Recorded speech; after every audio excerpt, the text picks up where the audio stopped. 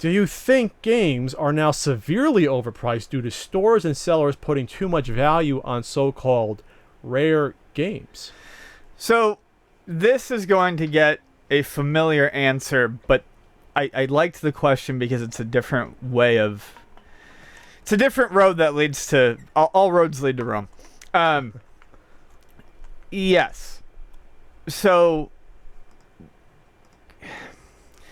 Because rare games can go for so much, sellers can have a tendency to look at all video games as valuable and can therefore jack the prices up on games that are not quite so rare. And this can happen specifically within genres, I think, sometimes.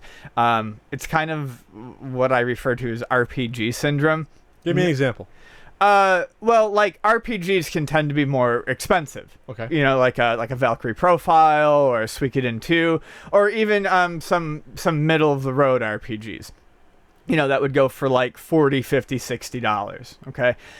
But there are, you know, lots of RPGs that aren't worth anything, like a Final Fantasy VIII. You know, there's billions and billions of copies of Final Fantasy VIII out there. The game's probably worth like $15, $20. I mean, max. But you know, you'll go to some flea markets or some resellers and you'll see Final Fantasy VIII going for a lot more. Why? Because RPGs are considered a higher tier of game. There are more expensive RPGs out there. So some sellers or resellers will see all RPGs as golden. Do you get what I'm saying there?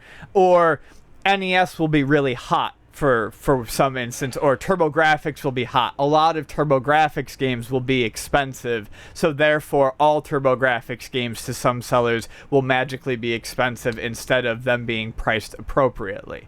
This is kind of the opposite of the reason why I wanted to answer this is kind of the opposite of what gets us into the situation with people who are selling games to a store. They read one of those shitty CNN or CNET articles. Your games are worth millions or whatever. Yeah. About how, you know, these 10 games from your childhood are now worth $1,000, and don't you wish you had held on to them? And then the people come in with their boxes of games, and I offer them a fair price of, you know, $100 for, you know, these, you know, fucking 50 games they have that are all, you know, mostly dog trash, and they yell at me because I'm not offering them $100, you know, $1,000 for their games. So it goes both ways.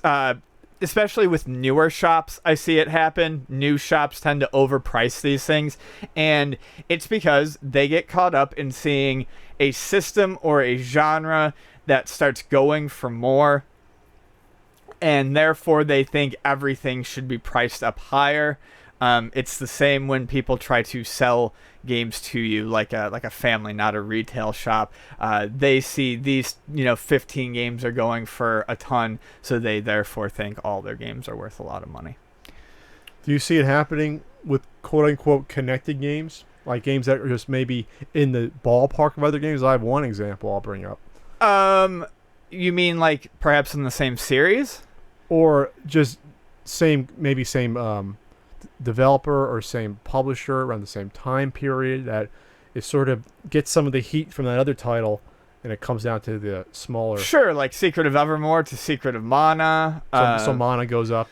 Yeah, something like that. Or people will think that one Flintstones game is worth a lot because another Flintstones game is. Or the Kid Clown for the Super Nintendo is worth something because the Kid Clown for the Nintendo is worth something. I see that a lot. I'm not sure if that's what you're talking about. Somewhat. I want to bring up the Jetsons on Nintendo. Okay. On NES. Part of the same series as the Flintstone series, or the Hanna-Barbera series. Yeah. This is a game that 4 years ago was like a $40 game. Yeah. I sold my extra copy for $15 because that was a decent deal on eBay at the time. To a good old Ryan of Screenwave Media. Probably like 4 years ago. It gives you like for $15 or something like that. And now, according to price charting, it goes for $168 loose. Jesus. Is that total demand, or was there some shine from Flintstones Dinosaur Peak that made the interest rise? Just because it's late Taito. You think that's what it is? Yeah, I think, you know, people... Yeah, I get what you're saying. People assume that because it's part of that late Taito package, even though it's one of the more common late Taito games. So even though it's an uncommon game, yeah, it's not a rare game. No. As far as my estimations of it coming across it in the past. Hell, I had an extra one sitting around, so it wasn't exactly that hard to find at the time. So it sort of builds this reputation maybe because of its connection to another game that's actually harder to find and worth more. And then psychologically, now it's in demand. Takes a few years, but for me, there's no other reason for a game to shoot up 4 times the value in a relatively quick amount of time. No, I think I was actually going to kind of mention that one, but I do think a lot of times a game based on association to a more expensive game can definitely see its price kind of falsely inflate. So, in your estimation, Yeah. though, is it a good strategy for a store to price like that? I mean, if it moves, it moves, but is there any detriment to doing that? Yeah, I mean, people are becoming more savvy, so it just depends.